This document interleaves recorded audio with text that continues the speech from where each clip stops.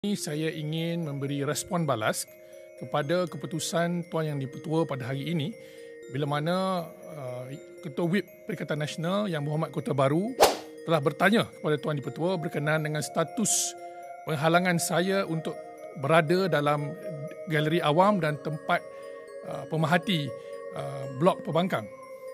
Alasan yang diberikan oleh Tuan Di-Pertua, walaupun contoh telah diberikan oleh Yang Berhormat Besut berkenaan dengan bagaimana mantan Yang Berhormat Gelang Patah Tan Sri Lim Kit Siang, walaupun digantung 6 bulan seperti saya, beliau diberikan izin untuk duduk di tempat beliau dalam majlis tanpa beliau dibenarkan bercakap.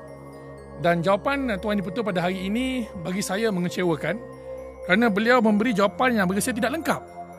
Dan beliau hanya memberi justifikasi dengan mengatakan kalau macang ada dalam dewan, dalam chamber, galeri awam dan tempat menunggu pemerhati parlimen, nanti timbul banyak masalah. Saya tidak faham pandangan dan hujah Tuan Di-Pertua ini.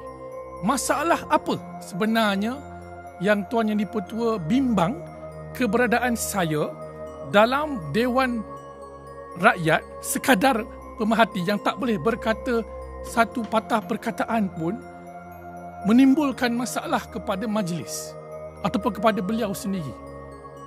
Di mana relevannya hujah ini? Apakah masalah andaian saya ialah saya ini membawa penyakit kepada wakil-wakil rakyat yang bersidang, mengganggu sidang, atau saya ni ada semacam spiritual pressure, Riyatsu, macam dalam anime Bleach tu, Ichigo lawan Kenpachi, dia duduk berdiri, orang yang bertenung dia tu rasa bergegar, ketal lutut, tak boleh buat apa-apa. Apakah saya exert spiritual pressure seperti dalam cerita itu kepada Tuan Yang Di-Pertua dan sebagainya? Jadi saya nampak hujah yang diberikan oleh Tuan Di-Pertua bersifat regresif, jauh sekali reformis, kerana tidak dihuraikan dengan teliti masalah yang saya boleh timbulkan jika saya berada dalam dewan. Jadi, apa beza saya bercakap di sini dan saya duduk dalam dewan tak bercakap? Saya rasa kalau dari segi konteks ancaman dan masalah kepada kerajaan, suara saya di sini, walaupun bukan dalam dewan, lebih berbahaya berbanding saya tak bercakap dalam chamber, dalam Dewan Rakyat, walaupun saya duduk sebagai pemerhati. Jadi saya tidak faham logik dan justifikasi nanti banyak masalah yang Tuan Yang Di-Pertua bangkitkan berkenaan dengan larangan yang telah dikenakan kepada saya. Jadi saya bagi pihak diri saya, ahli Parlimen Machang dan juga Perikatan Nasional, kita dah buat rayuan tadi, kalau rakan-rakan media lihat dalam dewan, dan ditolak berdasarkan peraturan yang Tuan Di-Pertua buat. Jadi saya rasa tidak ada jalan lain lah untuk ubah pandangan Tuan Di-Pertua. Sebabnya itu keputusan beliau. Tapi kalau seingat saya,